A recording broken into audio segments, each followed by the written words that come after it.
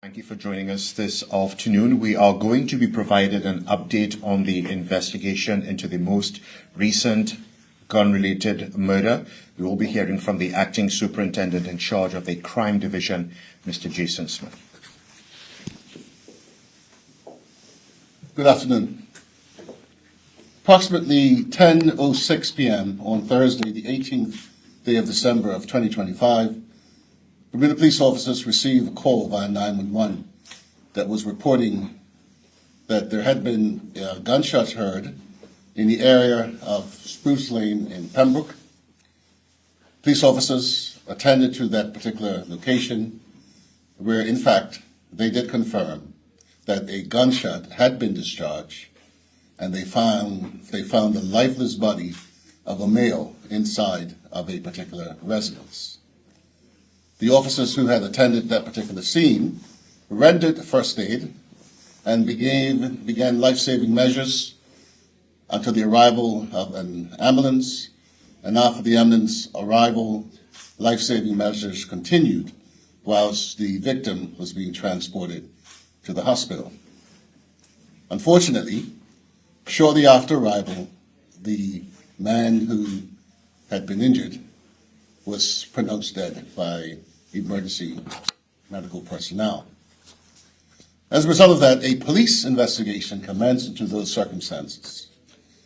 What I would like to do today is to provide you with an update on the police investigations that have been conducted so far, and also to make an appeal to you, the members of our community, that has any information about this particular shooting to assist us.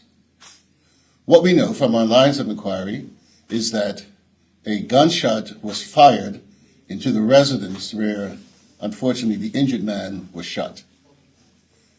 What we also know is that although at 10:06 p.m. the 911 call came into police, we believe, based on our investigation so far, that the actual shooting had taken place at about 9:36 p.m. that same night. So we're talking about a gap now of a half an hour. We do know from our lines of inquiry that there was a motorcycle that is of particular interest to this investigation. Now, that motorcycle is described as being a dark-colored motorcycle, and on the back of the motorbike was a dark-colored box, like a storage box that you see. But what's unique about this particular box is that it is not in line with the newer versions. It seems to be a bit of an older version. We do know that the rider of the bike was wearing a light-colored top with writing or symbols on the front, and light-colored pants with a gray helmet.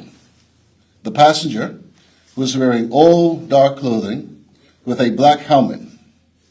Now, that's particularly of interest to us as we are investigating this particular murder, that if you saw any bike fitting that description with two people on it, the rider was wearing a light-colored top with writing with symbols, a gray helmet.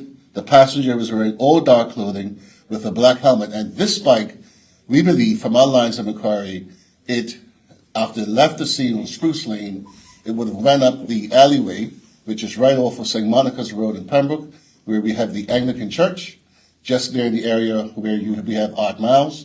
It made a left turn onto St. Monica's. Then it went to Glebe Road, where it made a right turn on Glebe Road, and it went down Glebe Road, heading towards Parsons Road. From our line of inquiry, that bike, the behavior in which the bike was being ridden at that point was in an erratic manner. So if anyone in the area at the time, that's about 9:36 p.m. on Thursday, the 18th of December, that would have seen that particular bike, those two persons on that bike, and you would have observed the way in which that bike was being ridden, that might have grabbed your attention, it is very, very critical to our lines of inquiry that you make contact with us as soon as possible.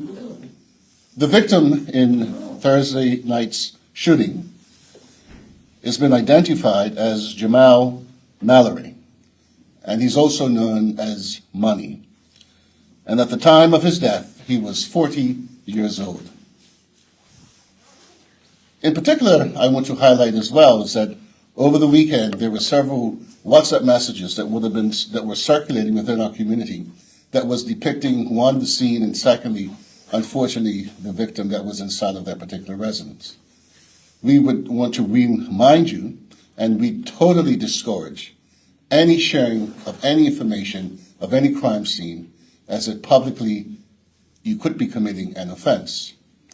And as a result of that imagery being shown, over the weekend, the police have arrested a 29-year-old man for improper use of public electronic communications.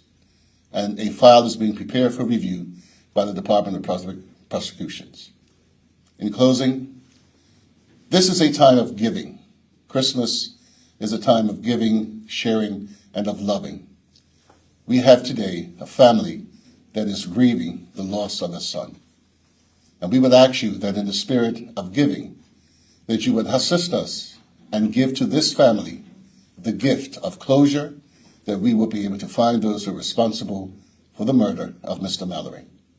Thank you, and of any questions that you might have. Yes, Owen Joseph, member of the Royal Gazette.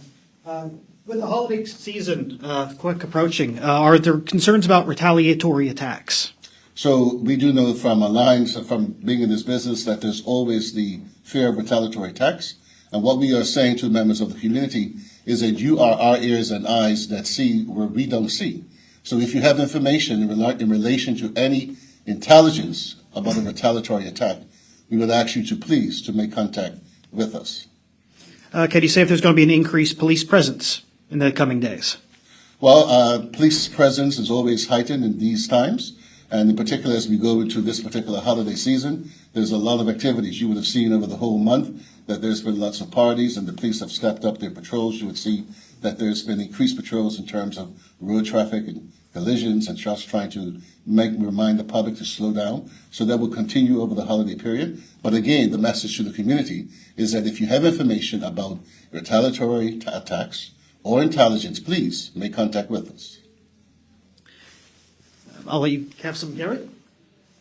Thank you, Gary Foster, Scotland, Bermuda Broadcasting. This, am I correct? This is the sixth firearm fatality.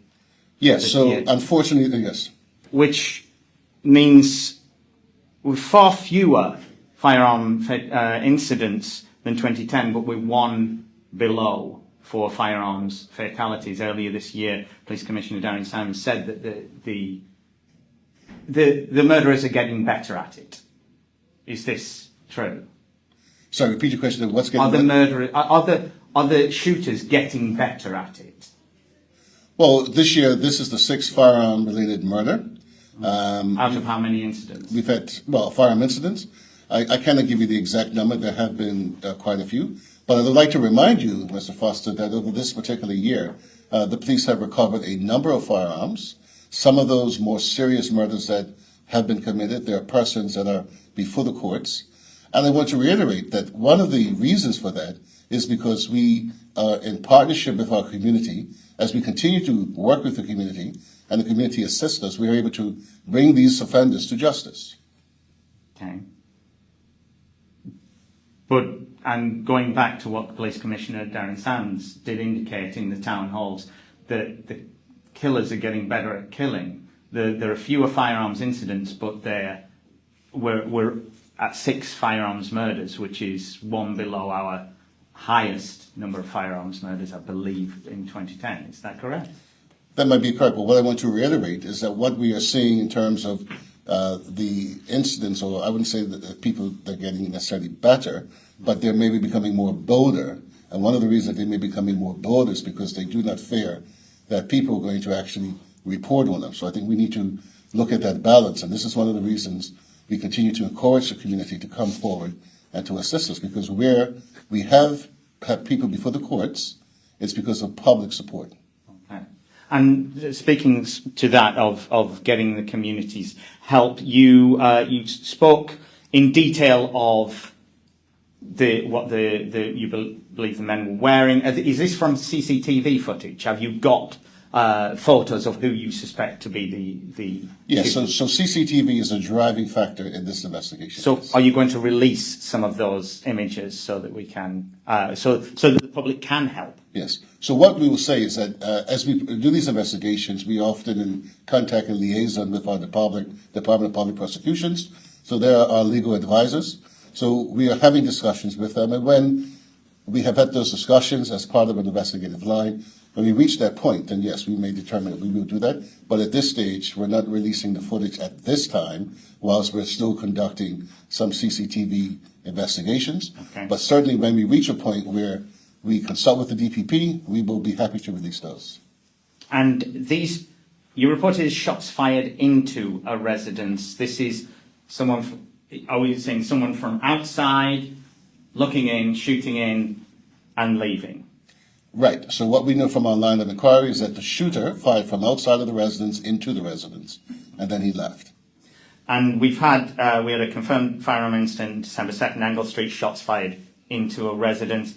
Was that, again, do you determine that to be a passing bike and somebody attempting to do the same as what has happened on Thursday night? So what we have is 14 firearms incidents so far for this year, and we do believe that in each one of those instances, it has been a targeted approach as opposed to random. Being that since the murders we saw on Court Street Yes. in summer, we've had the December 2nd Angle Street, 2 men shot in the Devil's Hole area, November 27th.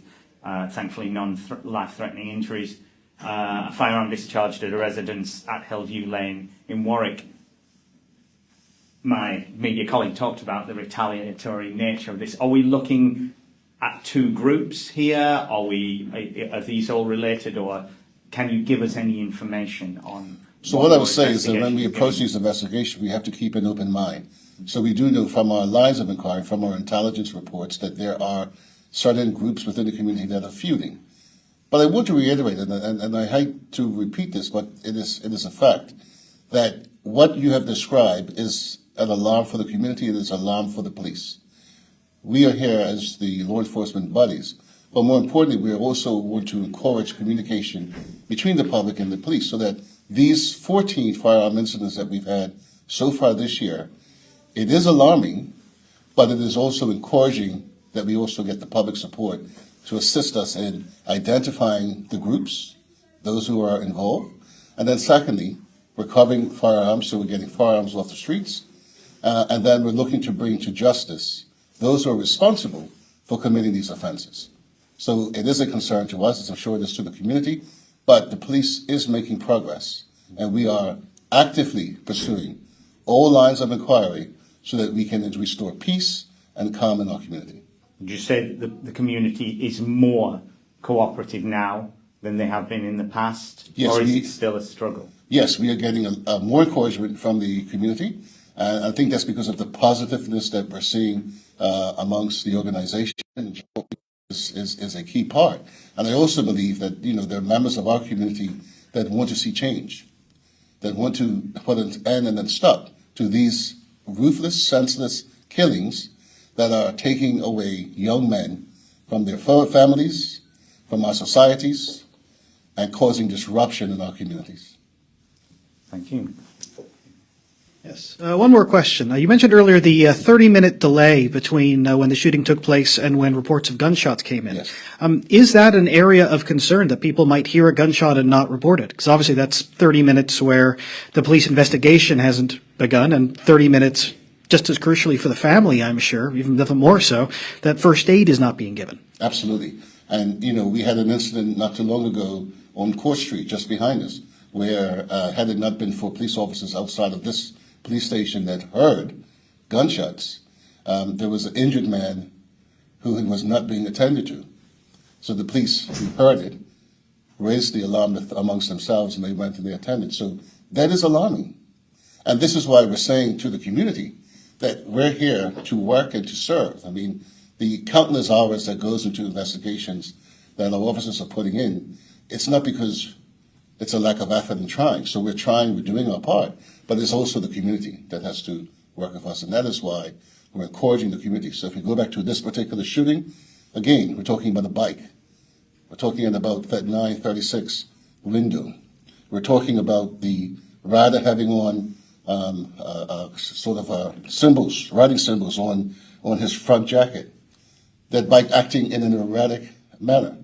So these are the things that we're doing, and we're asking for the public's assistance. That if you saw that, because what we know is that people are driving, riding along the streets every single day, and they see activities that raises their alarm bells, their suspicions. We want you to be suspicious, and we want you to call us. And in this case, the senior investigating officer is Detective Sergeant Odessa Phillip of the Serious Crime Unit, and she can be reached at 717-2193. Any other questions, members of the media? Well, thank you for your participation here this afternoon, and we take this opportunity to wish you all a safe and happy Christmas holiday as it approaches. And remember that the roadside sobriety checkpoints are in place starting today until the 5th of January next year. Bermuda Live on YouTube. Subscribe now.